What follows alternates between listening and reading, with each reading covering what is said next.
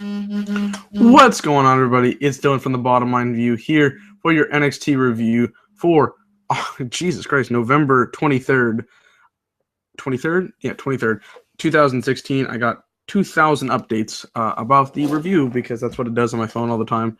And yeah, it just kind of spanned me like twice. So, yeah, I'm here for the NXT review for November 23rd, 2016. If you guys enjoy, of course, subscribe to the Bottom Line View for the best sports and wrestling content on the planet. Of course, like the video below for the recaps or reviews. We come here every week. The Mitch thing is over for now. He watched the preview to Takeover and Takeover itself. I'm back by myself tonight. So, yeah, it was nice having Mitch here, but sometimes you got to have the old school one guy review, and that's fine by me. And yeah, tonight's show was the recap. Usually the week before and the week after of Takeover specials are very bland, and they're pretty much just giving you recaps and previews of shit you'll be seeing. So yeah, it was a pretty bland episode. There was some good stuff on here I did enjoy. There was one thing I wasn't really expecting, and it turned out to be pretty good, so I like that, and we'll go ahead and get into it. So the first thing, of course, Takeover Toronto recap. It was a really great show. Go check out me and Mitch's review of the show. It was a really, really good show, especially the DIY revival match. That was fantastic. And we really enjoyed that show. So, of course, our review was a lot more positive than Save Money Night Raw. Our first match, one of two matches tonight on the show. Of course, when it comes to the show after Takeover, they don't do that many matches on that show. They did record two matches before the main card. So we had Rich Swann versus Kona Reeves. I remember Kona Reeves, and I wrote here he looks like an ECW jobber, like a WWE ECW jobber. You don't want to be compared to a WWE ECW jobber because they were trash. Pretty much, Swann, these guys were having an okay match. Swann hit his 450, standing 450, and all of a sudden Sanity's music hits, and I was like, Sanity? The hell? Okay, I'll give it a chance. So Sanity comes in the ring, and they just beat them both up, so no contest.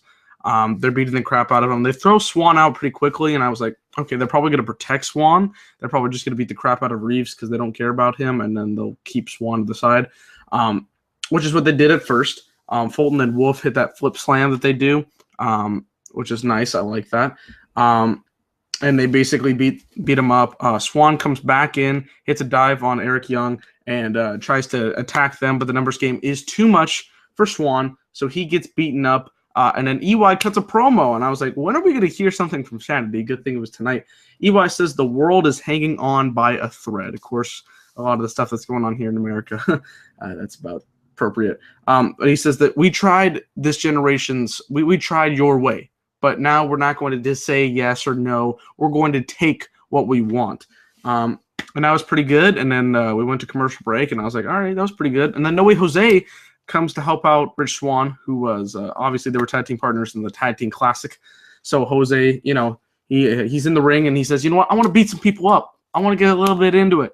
And all of Sanity come in and like, no. I want the leader. I want the puppet master. Which is Eric Young. Eric Young gets the ring. These two fight, and it gets pretty good. So it gets pretty good. He throws EY in the air and hits him with that baseball bat punch kind of thing.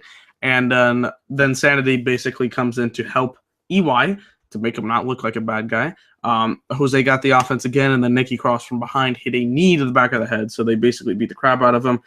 EY hits his finisher again. I don't know what you call it. It's like he picks him up from on the ground, throws him up, and hits a neck breaker. It looks pretty cool, actually. But yeah, EY gets the advantage, and it was announced later on in the show that next week, EY and No Way Jose will be having a one-on-one match. So I wasn't expecting them to start a storyline here, but they did, and that's good because the show really needed something to do. They needed to do two things on the show, so this was one of them, and of course I like No Way Jose. I really like Sanity, and of course Rich Swann was in there, so I like that. Good stuff. I really enjoyed this. This was one of the few things on the show to pay attention to. It was pretty good. We got a bunch of recaps. I'm going to go through them very shortly, but there was stuff afterwards. That's the positive. They gave a lot of recaps, but they did give some interviews to clarify or give some things, so that's cool. Dusty Rhodes Tag Team Classic recap about Authors Pain winning after the match, and I'm guessing still in between the show.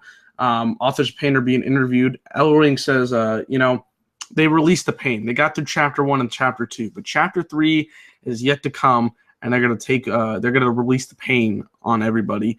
And Akon and Razor shout gibberish. Why have these guys talk if they're gonna shout gibberish? Moving on. Peyton Royce and Billy Kay, they walk up to Daria Baronato, who is a Tough Enough contestant from last year. One of the ones that are still left. I believe there's only 2 left, and that's Daria and Mandy Rose. Daria obviously has some talent. Her gimmick is the MMA fighter thing. So they need a woman to be in the 6-woman tag match later on tonight to, that we were talking about last week, how Liv Morgan wanted the match with them. And I was like, I don't know if that's going to be on the show. And apparently it was at the Takeover show. It was on the pre-show kind of thing, but not on the pre-show, but like before the live show happened. So Daria is basically, bigger and tougher and didn't really care. But she said, you know what? If I get a chance to beat up somebody, I'll do it. So she's going to be the tag team partner for them. And then we go to commercial and come back to see them in the backstage interview.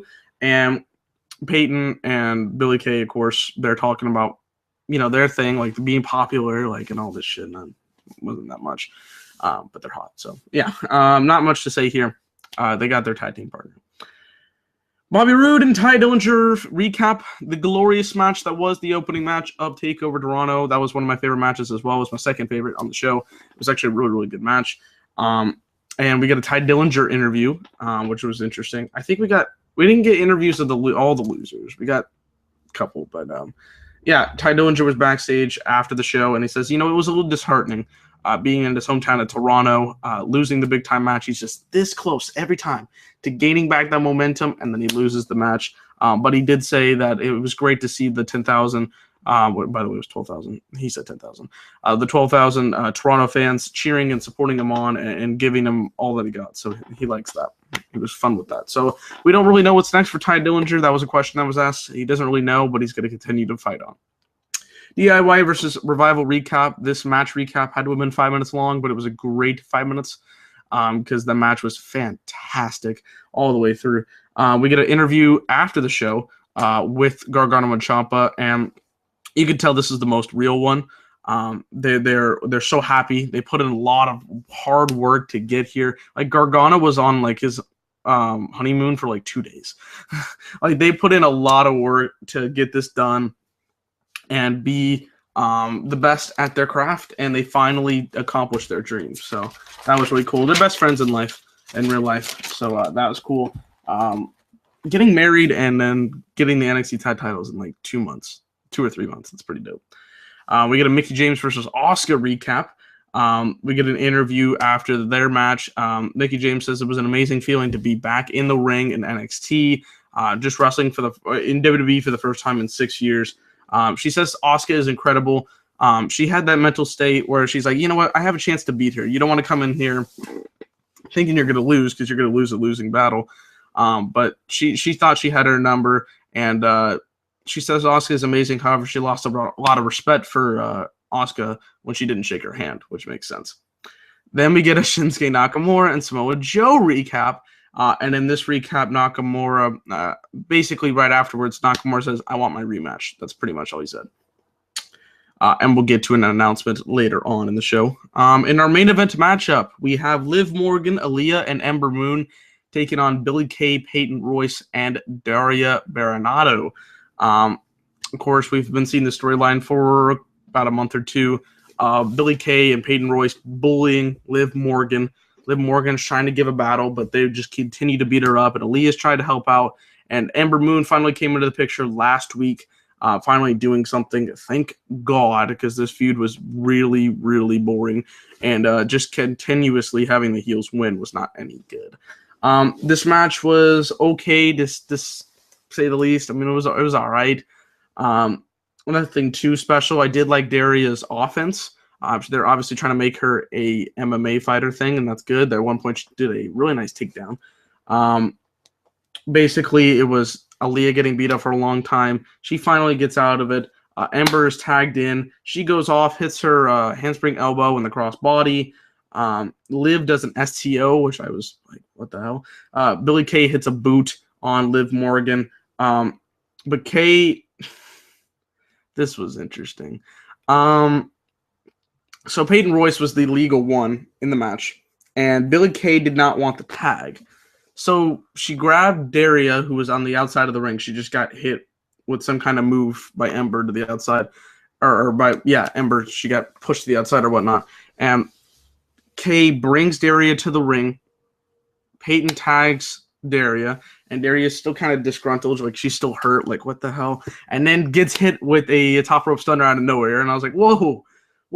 So top rope stunner, Ember wins the match for the team, and they get their revenge. I'm guessing the storyline's still going to continue because neither Billy Kay or Peyton Royce was pinned in this match. They used the person that was just brought in for this match to lose. If this is the end of the storyline, that's stupid.